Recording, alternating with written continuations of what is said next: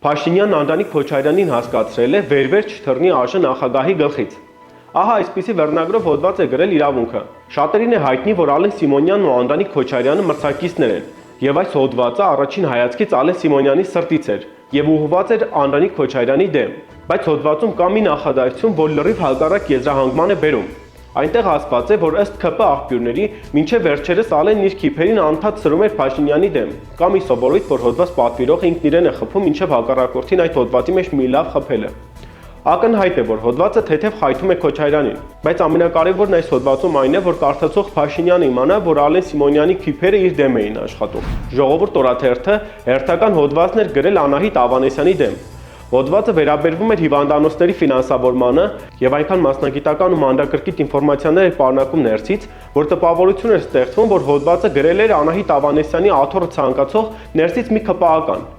որը ունի առողջապահության ոլորտի կառավարման մեծ փորձ եւ գիտելիքներ։ Ժողովուրդը եւ այս հոդվածագիրը վաղուց են սևեռված Անահիտ Ավանեսյանի վրա ու անverջ գուժում են նրա հեռանալու մասին։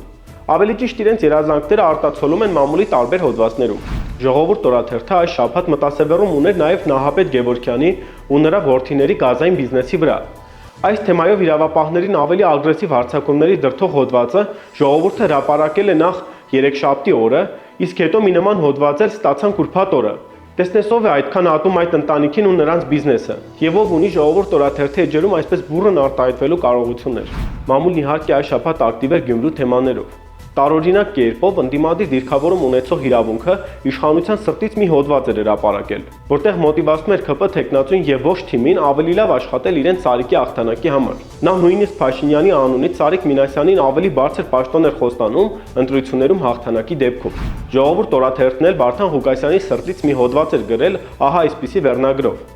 Վարդան Ղուկասյանի շռնդալից վերադարձը քաղաքական աթոռին տեսանելի է։ Հիրավի Վարդան Ղուկասյանն ինքն իր մասին իր ձեռքով իր համար ավելի ձեռնտու վերնագրով հոդված դժվար թե կարողանար գրել։ Այս շաբաթվա ամենազավեշտալի հոդվածները երկուսն են, եւ երկուսն էլ հրապարակվել են հրապարակի կողմից։ Առաջին հոդվածով օրաթերթը շարունակում է իր ավանդույթը, երբ վերնագրում հարց է գրում, բայց հոդվածով ընդհանրապես չի պատասխանում այդ հարցին։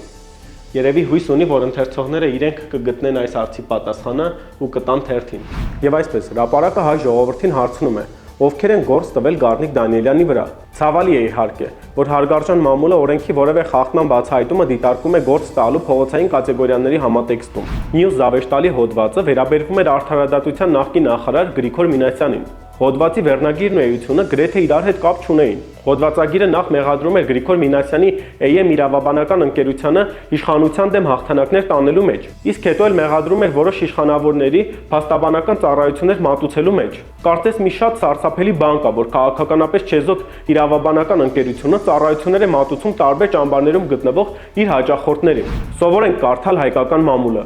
Պաշտպանվենք պատվերով հոդվածներից։